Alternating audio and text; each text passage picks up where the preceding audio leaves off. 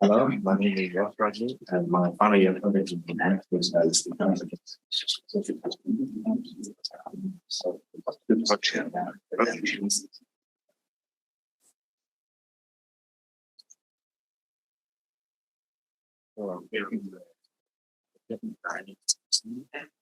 My goal, these will be gone into more detail as the slides progress. A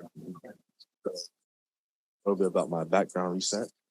One of the things that I started by researching was different types of nostalgia, which there are two. There is restorative and reflective. Restorative attempts to create a one-to-one recreation of the past, seen through emulators. While reflective can be seen through pixel art and chiptune music and things like that. Another thing I looked into is the contemporary retro game. Games are ones that use the aesthetics and genres of retro games of the past and combine them with new gameplay and level design practices. Last thing I looked into was retro visuals and retro audio. This is essentially like retro graphical styles like pixel art and retro audio like chiptune music, but also the output of CRT TVs and the waveforms that retro audio chips used to produce. So as a product review as well, I reviewed 4 different games that did switching between aesthetics in different ways. The first one was Super Paper Mario. That inspired like the perspective switching that you'll see in a second. Eventually, that was another game that inspired me. That was to use these transformations to solve different platform puzzles. And there was Super Mario Odyssey. This game inspired the retro graphical and auditory transformations within 3D environments. And then finally, Wonder Boy the Dragon's Trap is similar to Mario Odyssey as it inspired the retro graphical and auditory transformations, but these ones were done at the push of a button and could occur anywhere. There's screenshots from the game. So the game has 2 different modes. It has a 2D mode and a 3D one. So in the 3D mode, the environment is made out of like 3D voxels and low poly models. This was done to blend well with the 3D mode. The default changes to be similar to that of a retro side scroller, and it features like processing such as chromatic aberration, lens distortion, things like that to represent and emulate the output of retro CRT displays. So here's a little comparison of what the 2D mode would look like with the post-processing off and with it on.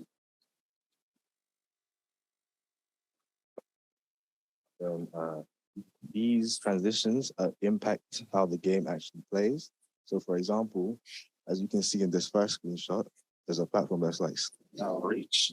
But if you press a button and switch to 2D mode, it now is in the player's like jumping range. So the idea of the game is to use this mechanic to solve like a variety of different platforming puzzles.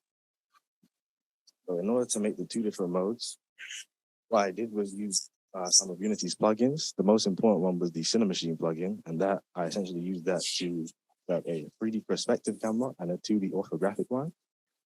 And what would happen is as the player switched between them, it would toggle the camera priorities between 0 and 1 so that the program knows which mode it should be in. While switching cameras, I use a thing called a custom blend time. That's kind of like this wave thing that you can see here that controls the acceleration speed between the transforming between the cameras. It was very important because if it was too fast, it would cause kind of disorienting, which is not something that I wanted to happen.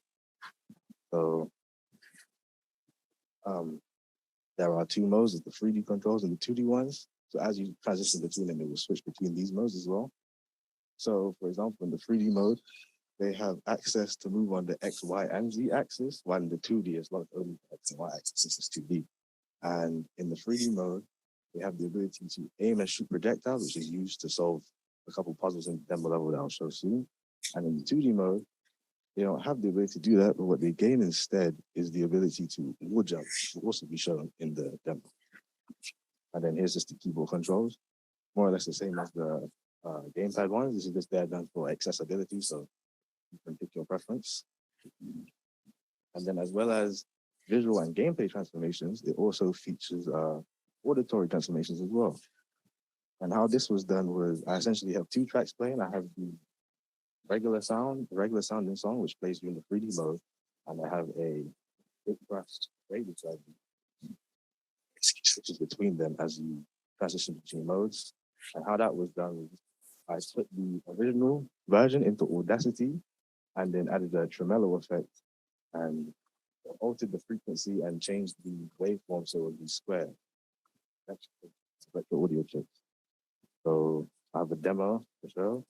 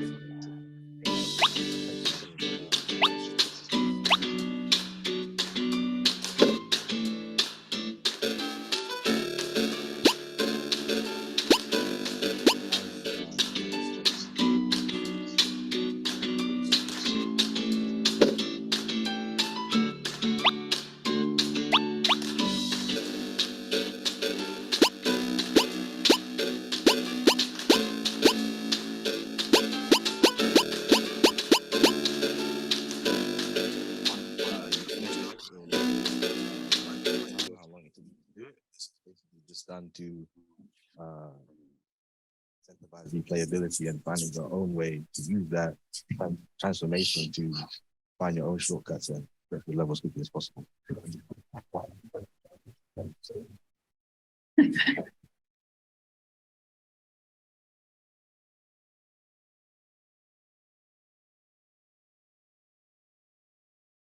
So in order to evaluate this, I put together a survey that mostly measured the playability and user enjoyment, and also gathered the players' thoughts and feelings regarding the retro transformations.